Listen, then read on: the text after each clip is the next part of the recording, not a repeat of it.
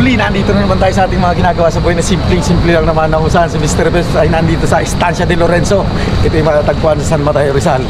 Titingnan natin dito kung ano yung mga masarap nilang dish dito sa ating restaurant nila. Kaya sa inyo lahat, shoutout pala sa inyo lahat. Ayan, makikita nga natin yung kagandahan nito. Nandito na nga ako sa front view at patuloy-tuloy natin iniikot yung lugar. Kahit saan anggulo pumunta yung aking paningin, ito'y makikita natin napakagandang tingnan at eleganteng datingan. Ito'y marahan nating kinukuhanan ng camera yung ating ginagawang simpleng-simple lang naman.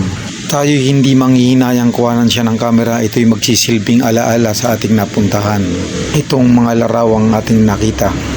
Nandito na nga tayo ngayon sa Casa de Lorenzo. Ito'y titingnan natin kung ano yung pwede natin makain ditong Filipino cuisine. Ito'y napakagandang restaurant, siguro napakaganda rin ang bayar dito. Ito naman yung patwalk na to, papunta dun sa Filipino cuisine. Pwede ka ditong dumaan o pwede rin dun sa loob dumaan. Kaya sinula, tara, punta natin. Dito tayo sa entrance at dadaan. Patuloy-tuloy na nga kaming pumasok sa main entrance para makita namin yung iba pa nitong larawan. Nandito nga bubungad yung information desk na pwede natin pagtanungan kung ano man yung ating inahanap o pangangailangan. Patungo na nga tayo sa ibaba para sa ating pupuntahan. Dito, nakikita mo naman yung buwan na yun. Halilitaw lang dito ang view. Patuloy-tuloy nating pinapaikot yung camera para hindi tayo manghinayang sa ating mga ginagawang simpleng-simple lang naman at makuhanan natin ng magandang larawan yung bawat anggulo nito. Bawat sulok nito, iba't ibang itsura, iba't ibang figura. Pero isa yung kanilang pinadarama, yung kanilang kagandahan. Tuloy-tuloy na tayo sa ating pagbaba at papakita natin yung iba pa nitong larawan. Yung buwan na yung lumitaw, ito yung napakagandang view dito sa lugar nating napuntahan. Ayan, tuloy-tuloy na nga tayo. Ito yung nasa likod na parte na itong ating napuntahan na. Ayan, nandito rin yung aking bunsuan. Kasama ko nga at yung aking pamilya. Siguro dito na kami maghahapunan. Hindi maligo rito sa pools na to. Yung kagandahan dito, ayun, nakikita natin yung buwan at yung pools nandito na mismo. At yung pasikat na ng buwan, yun na, nandun. Ayan, napakaganda nitong tanawin dito. Yung pools dito, may bata, may pang matanda. Okay. Again na. Napaka-eleganting tingnan. Nandito rin yung upuan na pwede kang humiga at mag-sunbathing dito. Yan, ito naman yung mga pavilion nila. Ito yung mga kasal dito ginaganap. Pwede rin binyag o ano pang event ang pwede rin ditong ganapin. Patuloy-tuloy pa rin tayo sa ating pag-iikot na hindi tayo nagsasawa sa kagandahan nito. At kinukuhanan nga natin ang larawan ng bawat anggulo nito. At patuloy-tuloy tayo naglalakbay at kinukuhanan pa ng iba't ibang hulma, iba't ibang hugis, pero isa yung kanilang pinadarama, yung kanilang kagandahan pa rin. Nandito rin yung farm yard nila, mayroon din ditong pool. Nandito nga kaming pamilya para pagmasdan namin yung iba't iba nitong kagandahan. Patuloy-tuloy pa rin tayo sa ating pag-iikot na hindi tayo nagsasawa sa ating mga ginagawang simpleng-simple lang naman. At patungo na rin tayo doon sa ating pupuntahan at di na natin pinalampas ng bawat ating pinuntahan ay binigyan natin ng camera. Ito yung isa sa pinagmamalaking 5-star hotel ng San Mateo, Rizal. Tara, samahan nyo ako sa paglilibot-libot dito para makita pa natin kung ano yung nababalot nitong kagandahan. Sa patuloy-tuloy ko nga ang pag-ikot nito, sa mga nuebles lang ito'y napaka-komportable upuan at napakagandang tingnan. Patuloy-tuloy nga tayo sa ating paglilibot pa para makita pa natin yung iba pa nitong kagandahan. Nandito nga yung pinaka-mini bar nila. Nandito nga nakalagay yung sarit-saring alak nating maiinom. Itong ating ginagawa ay base lang to sa aking karanasan at nararanasan bago nitong kagandahan. Shoutout sa inyo lahat. Ito yung napakagandang lugar. Kung may panahon at oras kayo, maaari kayo pumunta rito. Ito'y masasabi nga natin dito. Siguro medyo may kamahalan nga lang. Pero kung gusto mo maging komportable, dito ka na pumunta, magiging komportable ka at napakaganda talaga. Kaya ano pa, shoutout sa inyo lahat muli. Makikita mo naman yung mga ilaw na yan. Ito'y napakagarang tingnan at eleganteng datingan. Patuloy-tuloy na nga tayo sa pag-ikot at aakyakin na natin yung pinakamatik niya para makita pa natin yung iba nitong kagandahan. Dito sa lugar na ito, pag napunta ka, komportable talaga yung mga guest dito makapunta. Iba't ibang bulma.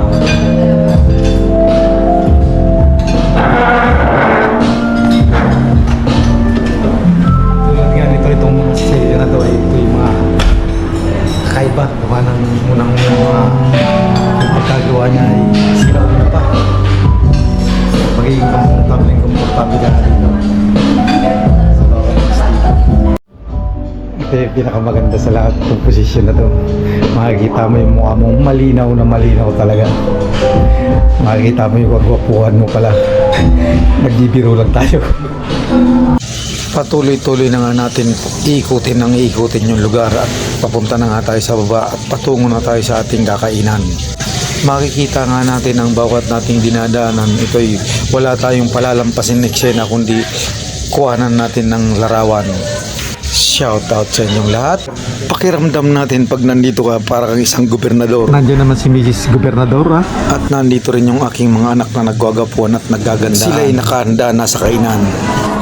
At yung Patuloy bodyguard. na nga tayo sa paghahanap ng ating mga kain.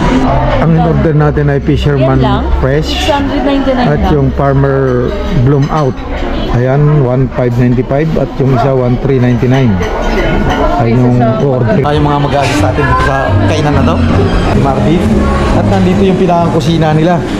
Dito nila piniprepare lahat ng pagkain. Ito yung mga pang-buffet itong hinahanda na to. Pero hindi buffet ngayon kaya wala lang tayo. Walk-in. Oras yung mga buffet dito. 7 to 10 a.m. Every Saturday to Sunday. Yung may buffet na ginagawa natin. Magkano naman yung price? 699 po. 699. Mga ilang po tayo naman yun? Mga ilang po tayo. 5 dish na yung may hain. Tapos may Meron po tayong dessert. may dessert station, may pancake and waffle station, may egg station, coffee, tsaka may mga drinks na ulo. Siguro solve ka na siguro doon sa mga nakain natin. Hindi na siguro natin mauubos agad yun. Maraming salamat sa kaunting impormasyon mong naibigay. Martin, maraming salamat. Ito na nga yung in-order natin. Kaya ano pa, tara na, lapangin na natin to. Ito nga yung Fisherman. At nandito naman yung crispy pata. Tuloy-tuloy na nga tayo sa ating pagsasandok at tanamnamin nga natin kung gaano kasarap yung lasa nito. Ayan, napakasarap niya pala. Kaya ano pa, tara na, lantakan na natin to. Patuloy-tuloy na nga tayo sa ating pagkain at nandyan din yung aking mahal na asawa at yung aking pamilya. Patuloy-tuloy na rin silang kumakain at ninanamnam nila yung lasa. Patuloy-tuloy ko ang ninanamnam kung anong mayroon siya. Malutong, masarap. Tara na. The best pala siya. Nandito naman yung one. Tapos ang natin sa parang kare-kare, bagoong. Sa bawat pagkain ni Mr. Peps, ang pinagbabasihan niyang pinakamasarap yung lasa, yung tumutunog yung kanyang kinakain. Doon pa lang sa pagtunog ng pagkain, siya aakit na ng mga kumakain na napakasarap talaga. Mayroon din tayong taong dito at mayroon din shell. Ito'y napakamura sa aking paninda. Pero pag nandito na, ito'y may kataasan na. Kaya ano pa, tuloy-tuloy lang tayo sa ating pagkain at lasapin na natin at damnamin na natin yung ating bawat kinakain. Patuloy-tuloy ko nga siyang ninanamnam talaga at nandun nga yung sarap at lasa. Wala ngang iba. Lumipas ng ilang sandali. Ayan na yung nangyari sa ating mga kinain. Naging boneless na siya. At patuloy-tuloy pa. Ano ba sabi mo ba? Suabi. Ito pa yung nakamasarap dito, yung panghimagas. Ito yung pang-ultimatum natin. Garong mansana-mansanas. Pakpan nga pala to. Naging buto na lang siya. Ayan. Ayan, nag-dessert na sila. Anong lasa ng ice cream, bunso? Huwag ka dun, buyo. Sa ngayon, nandito na tayo sa pag-build out. Itong ating kinuha kanina, ito yung masasaksiyan na natin yung ating babayaran. Sa vlog. Ayan, 3,314. Siguro ang masasabi dito ni Mr. Peps dito sa ating kinainan, siya yung unang-una komportable at eleganteng tingnan. Pangalawa, yung serbisyo publiko ng ating mga nag-a-assist ay nandun din naman. Nandun naman yung nakangiti sila at maayos naman yung kinalang hospitality. At pangalawa, yung lasa, nandun yung lasa at yung linamnam. Walang pinagkaiba sa masasarap talaga. Kaya ano pa? Saan ka pa? Ayan, ito na nga yung pag-build out natin. 1, 2, 3, 5. Siguro may kaunti rito matitira. Sa kanila na siguro. Ito talaga yung pinakamasarap dito sa lahat. Yung magmuraway sa salitang Kabikulan. Yung si Mr. Peps nga pala ay taga Rinconada. Yung salita na yun ay Rinconada area yun.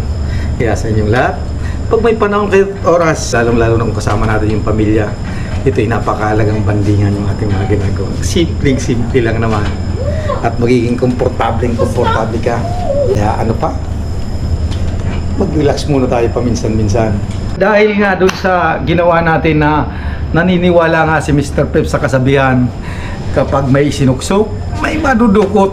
Siguro dahil sa excess nga doon sa ating ginawa sa buhay na pag-iipon. Ito na yung ating mawapala. I-relax din natin yung iba para sa ating sarili. Kaya sa inyong lahat, maging komportable sana tayong lahat sa ating mga ginagawang simpleng-simple lang naman. Maganda, preskong lugar. Nandito sa kalagitnaan ng kabundukan. Ito ay sa pagitan ng Denverland, San Mateo Rizal. Makita mo naman yung sopa nila. Iba't ibang hugis, iba't ibang gulma, pero isa yung pinadarama. Ito ay komportable ka. Nandito ka siguro.